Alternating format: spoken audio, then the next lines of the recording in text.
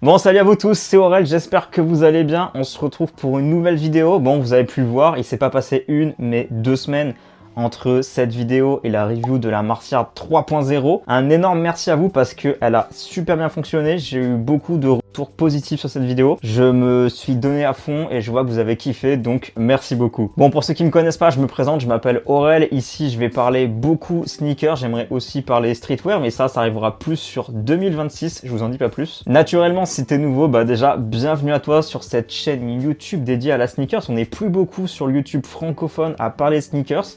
Donc je suis là. Bon, naturellement, si tu veux rester connecté, active la petite cloche, comme ça tu seras notifié à chaque fois qu'il y a une vidéo qui sort. De toute façon, c'est simple, ça sort tous les mardis à 18h15.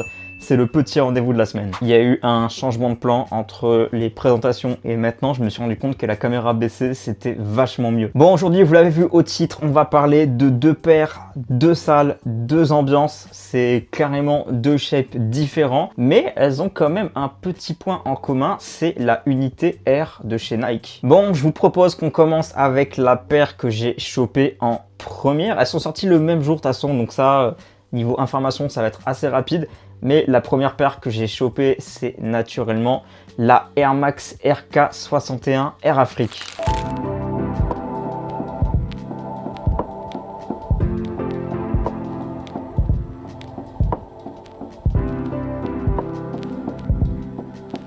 Bon, pour commencer, quelques petites informations sur cette RK61. Il faut savoir qu'elle est sortie donc le 9 octobre 2025 au prix retail de 200 €.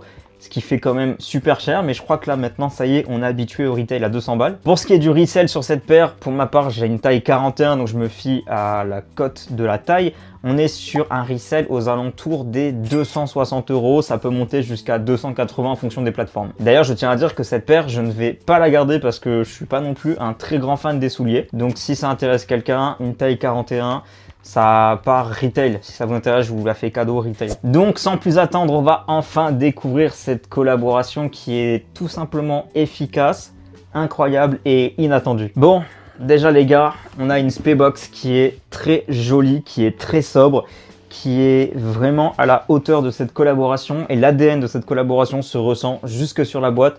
Et ça, je ne peux que remercier Nike pour le travail. Donc niveau box, tu l'as compris, on va être sur une box à couvercle avec un motif tartan. Je crois que c'est ça, c'est un motif tartan qui va être donc sur 2 teintes de vert. On va avoir des petits quadrillages violets et on va avoir une énorme inscription Air Afrique. Je trouve tout simplement simple, efficace, pas besoin d'en faire plus.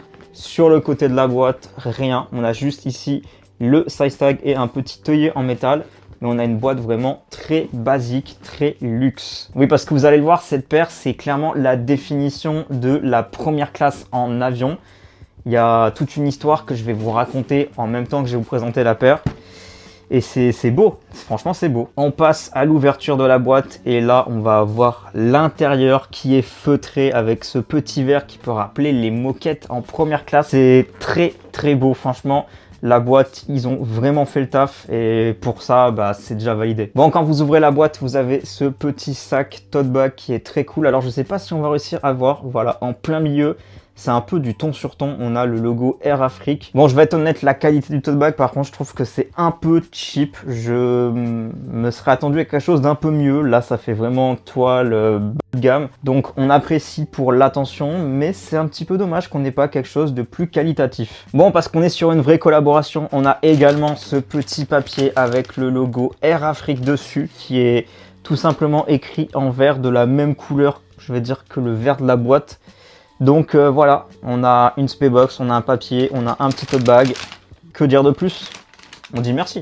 Et donc voilà, à l'intérieur, on va retrouver cette petite RK61, modèle assez hybride entre un soulier et une sneakers.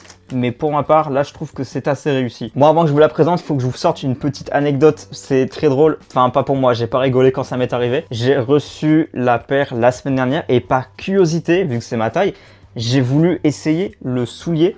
Comment vous dire que je me suis bloqué le dos en essayant de la mettre. C'est pas des lol. Je me suis déplacé une vertèbre, donc j'ai pas pu mettre le soulier.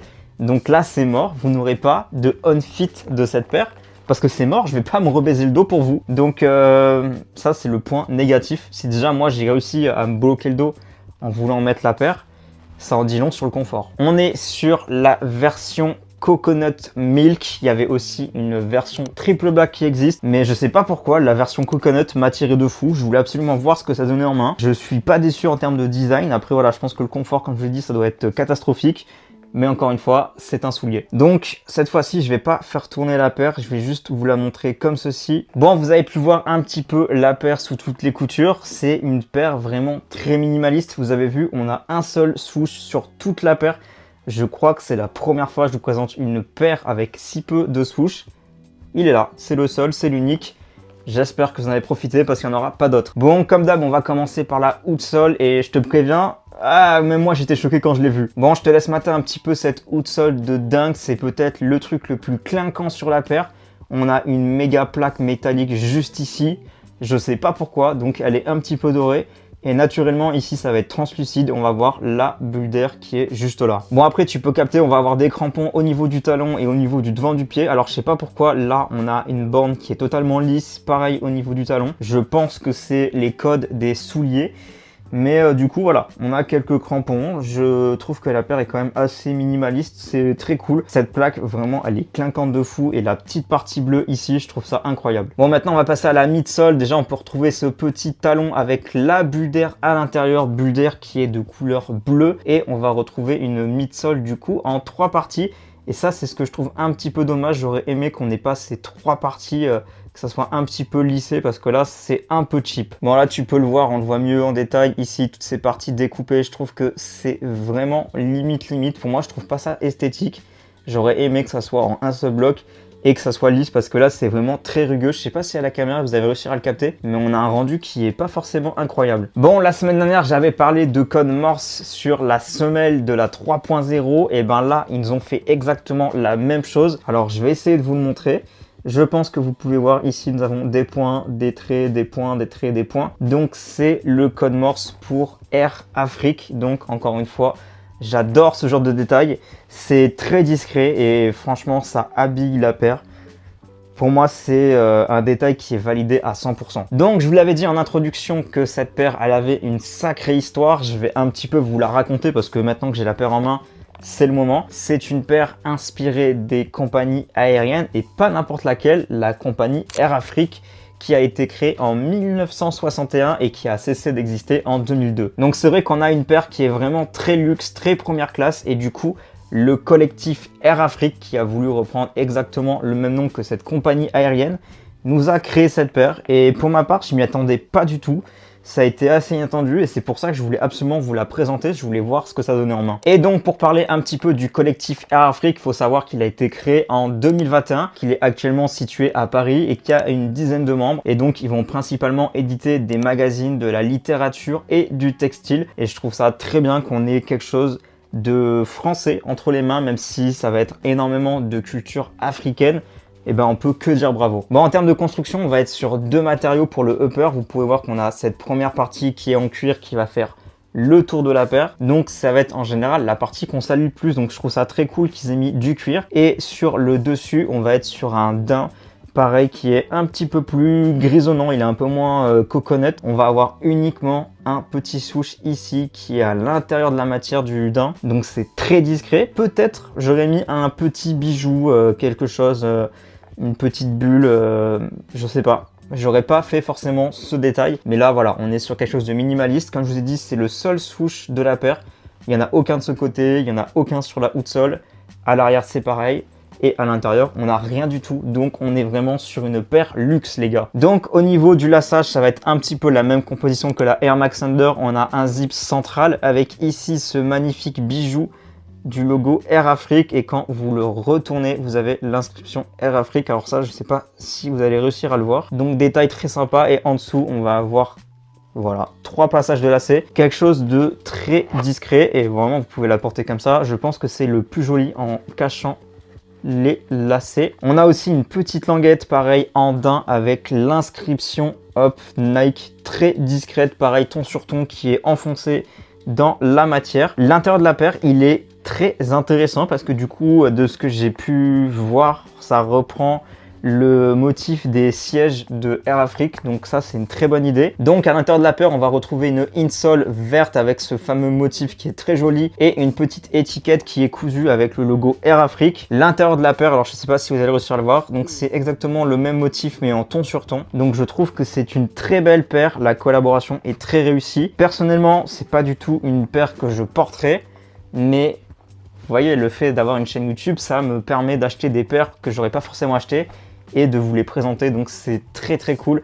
Pour moi, c'est validé en termes de shape, c'est validé en termes de collaboration. Niveau confort, je pense pas que c'est validé parce que je me suis bloqué le dos. Mais franchement, si je travaillais dans un bureau, c'est clairement la paire que je mettrais pour aller bosser sans hésiter.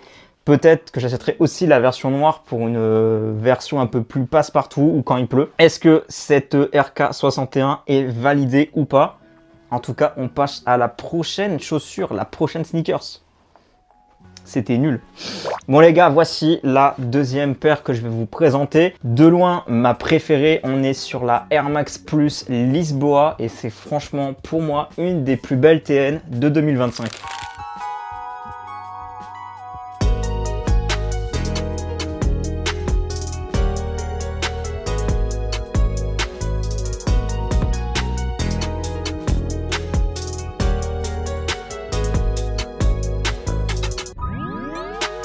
Donc comme la RK61, elle est sortie le 9 octobre 2025 au prix de 200 €. On commence à être habitué avec les TN à 200 €. Au niveau du resell, on est sur une cote à 250 €. Ce que je trouve pas non plus si élevé que ça parce qu'elle était quand même assez limitée. Pour ma part, ici, j'ai une taille 40.5, ma vraie pointure pour les TN parce que je vous avoue que celle-ci, je sais toujours pas si je la garde ou pas. Je pense que pour le moment, je vais la garder et je vais la laisser dans sa boîte. Je vais pas la rocker parce qu'elle est tellement belle. Donc au niveau de la boîte, on est sur quelque chose de très simple et c'est un petit peu dommage. J'aurais préféré une box un petit peu travaillée. On va avoir une box blanche avec du coup le logo Nike en couleur un petit peu blanc cassé. Pareil sur les côtés, c'est vraiment une box très très classique. Et là, on n'a pas d'œillet métallique, même si c'était le même prix que la Air Afrique. Là, que dalle. Donc, petite information que vous avez ou que vous n'avez peut-être pas. Il faut savoir que la plupart des TN sortent uniquement sur Foot Locker ou en boutique Foot Locker. C'est un partenariat depuis toujours, donc vous ne trouverez pas de TN chez JD Sport ou chez Courir. Donc, ça là, je l'ai chopé sur le site de Foot Locker parce que c'était eux qui l'avaient. Même le site Nike n'avait pas cette TN. Donc, intérieur de boîte tout à fait classique, blanc, sans aucun détail. Le reste est bien mieux, vous allez voir. Bon, Dieu merci, se sont rattrapés avec ce papier qui est tout simplement magnifique, qui va reprendre les faïences qu'on peut retrouver à Lisbonne. On est sur des teintes de blanc, de bleu et de jaune. On va retrouver, hop, je vous montre le logo TN ici en forme de fleur. Et on va avoir le swoosh pareil et le R. C'est un très beau motif, franchement, pour dire que c'était une inspiration et qu'ils sont partis du binding de Nike, je trouve que c'est très réussi. J'aime énormément. Mais bon, ce qui nous intéresse, c'est ce qu'il y a à l'intérieur. Vous allez voir. Cette paire est tout simplement incroyable. On aime ou on n'aime pas. Pour moi, quand j'ai vu les photos, je vous en ai parlé en plus. Je vous ai dit que je la voulais absolument. Je vous ai dit que pour moi, c'était une des plus belles TN de 2025. Et ben voilà, elle est là dans la collection, ça y est. Les gars, voici la TN Lisboa pour la ville de Lisbonne. Je deviens de plus en plus un grand fan des TN pour leur confort et leurs esthétiques. J'ai commencé avec la TN Free de 2008. J'ai ensuite eu la TN ACW. Et là, ça y est, j'arrive sur enfin une vraie TN, c'est-à-dire une TN qui n'est pas en cuir, une TN qui n'est pas avec une sole de Free. Là, ça y est, c'est ma première vraie TN, j'ai envie de dire. Bon, ce qui m'a conquis clairement, c'est les détails, c'est les couleurs et c'est le fait qu'on ait enfin un imprimé digne de ce nom.